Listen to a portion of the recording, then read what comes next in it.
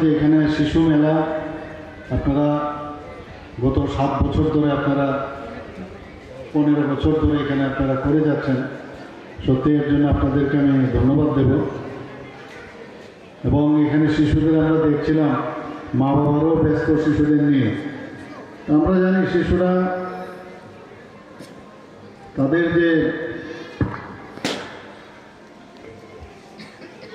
যে মানসিকভাবে তাদের উন্নয়ন করা, সাংস্কৃতিকভাবে ওদের যে সামনের দিকে এগিয়ে নিয়ে যাওয়া, সেটা কিন্তু মা বাবারা সবাই করে।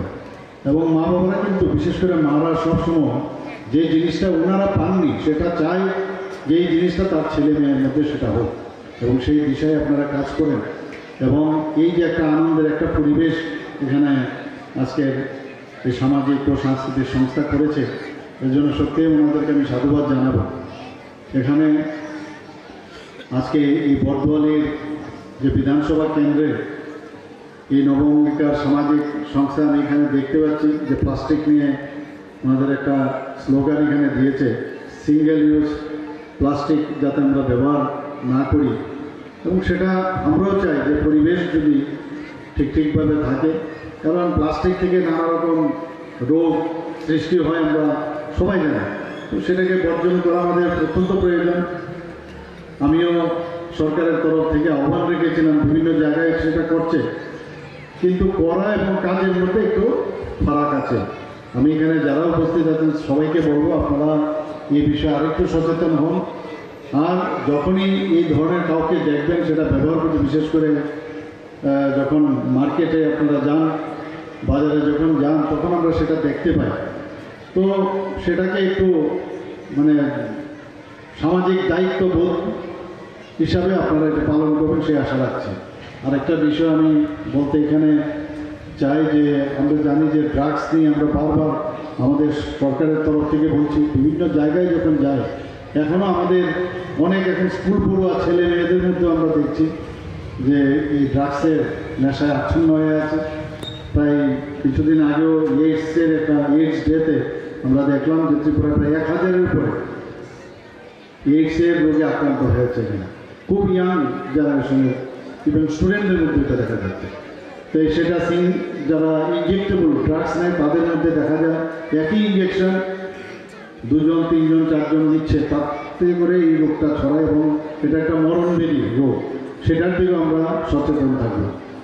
এখানে ব্লাড ডোনেশনের ব্যবস্থা রেখেছে আমাদের মাননীয় মন্ত্রী মহোদয়, বলার চেষ্টা করেছেন যে কেউ এরকম 7 বার দিচ্ছে, কেউ 2 বার দিচ্ছে, এরকম বহু জায়গায় 40 বার 45 বারও অনেক আমাদের ত্রিপুরার অনেক ছেলে মেয়েরা এখন ব্লাড দিচ্ছে।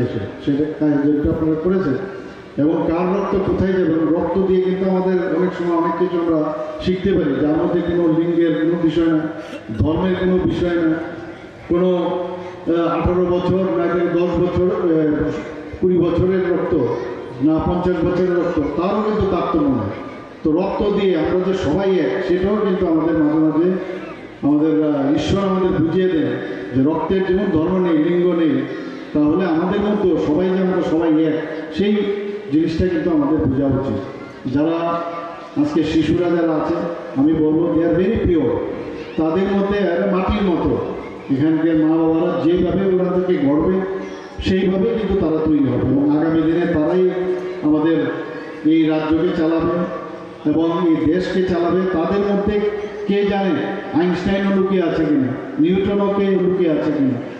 তো সেই বিষয়টা আমরা যারা মা বাবারা আছেন, আমরা যারা সবাই দেখি যে আমার ছেলে মেয়েদের যখন থেকে কথা বলা শুরু করে তখন থেকে আমরা চেষ্টা করি ও কি বলছে, আমরা আনন্দে কিন্তু আত্মারা হই যখন একটা কথা বলে, খুব খুশি হই আমরা।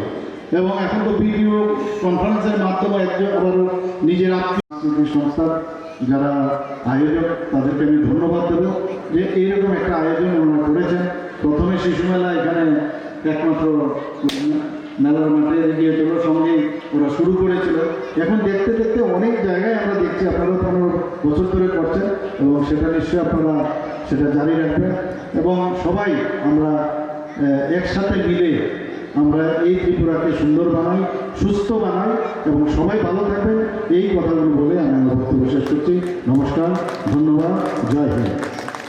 অনুষ্ঠানের উদ্বোধক তথা প্রধান অতিথি, আমাদের সকলের প্রিয় রাজ্যের আমাদের দিশারি অভিভাবক, সম্মানিত মুখ্যমন্ত্রী প্রফেসর ডক্টর মানিক শাহ মহোদয়, উপস্থিত আমার পূর্ববর্তী বক্তা, আগরতলা পৌর কর্পোরেশনের সকলের প্রিয় মেয়র দীপক মজুমদার, এই এলাকার কর্পোরেটর আপনাদের সকলের প্রিয় শম্পা সরকার চৌধুরী মহোদয়া, রাজ্য পুলিশের প্রাক্তন IGP inspector general of police Shri P K Roy, উপস্থিত জয়ন্ত চৌধুরী, আমাদের প্রত্যেকেরই মাননীয় মুখ্যমন্ত্রী, আমি, আমাদের প্রত্যেকেরই আরেকটা কর্মসূচি রয়েছে আজকে পূর্ণরাজ্য দিবসে।